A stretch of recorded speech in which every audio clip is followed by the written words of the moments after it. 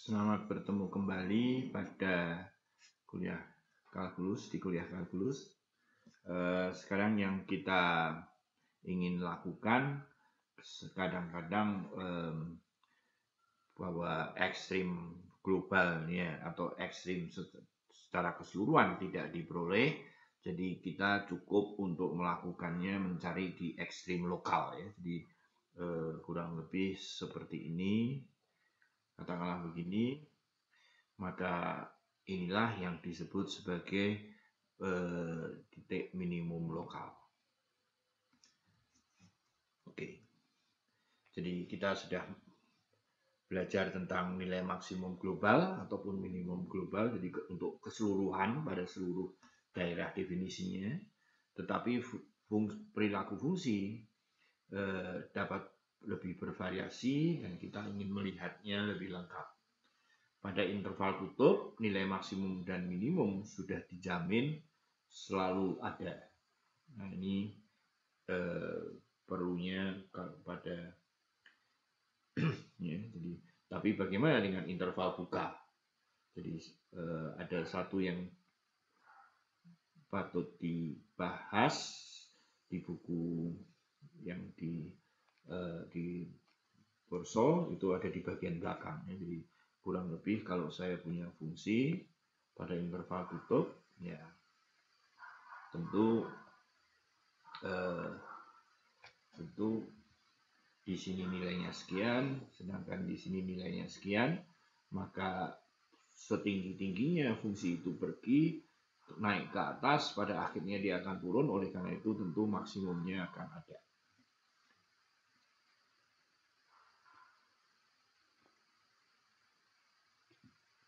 Oke, lanjut.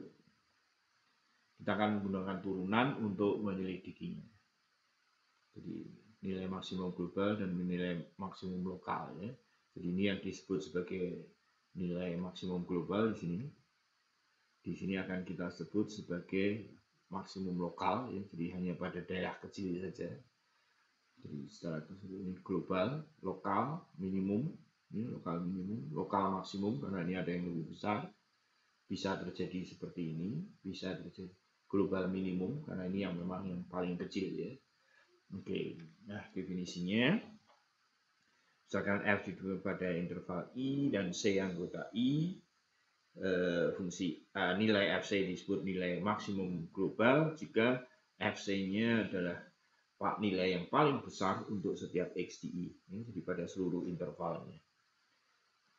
Sedangkan sebagai bandingnya FC disebut nilai maksimum lokal, ya, jadi lokal jika ada interval AB yang memuat C sehingga FC itu terbesar ya. Jadi kalau I-nya di sini mungkin tidak pas ya, ini bukan di sini.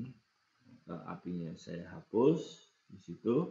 Kemudian nilai ini akan disebut sebagai lokal maksimum karena kalau kita lihat di sini ini AB-nya, maka inilah nilai yang paling besar.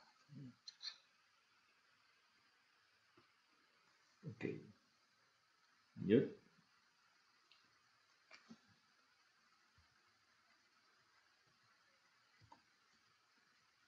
Oke.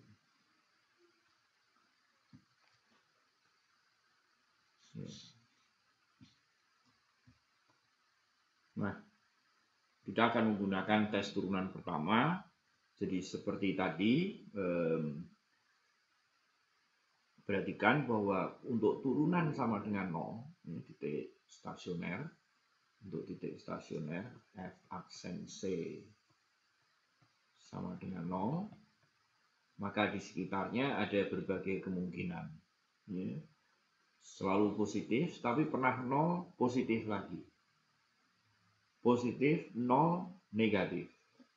Negatif 0 positif. Ya. Nah, dalam hal seperti semuanya ini adalah titik-titik stasioner. Jadi sekali lagi continue dan memuat C dengan F aksen. F aksen C sama dengan 0. Jika F aksen X positif untuk setiap X, dan f aksen x positif untuk di sebelah kiri dari C dan negatif di sebelah kanan, maka FC itu akan bagaimana? Positif di sebelah kiri, ya, positif di sebelah kiri, dan dia akan negatif di sebelah kanan. Maka FC merupakan sekarang sebaliknya, ya. Jadi kalau dia negatif, positif, saya kira kita bisa menentukan.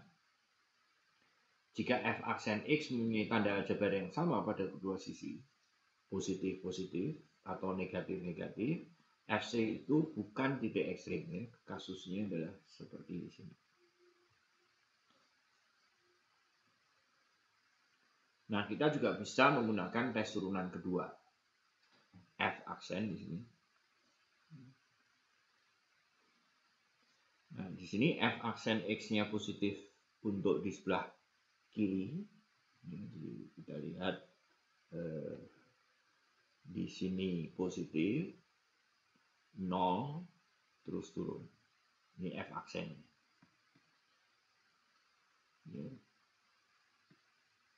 Nah, kita lihat tadi F-nya adalah jadi naik terus turun. Jadi dia nilai maksimum.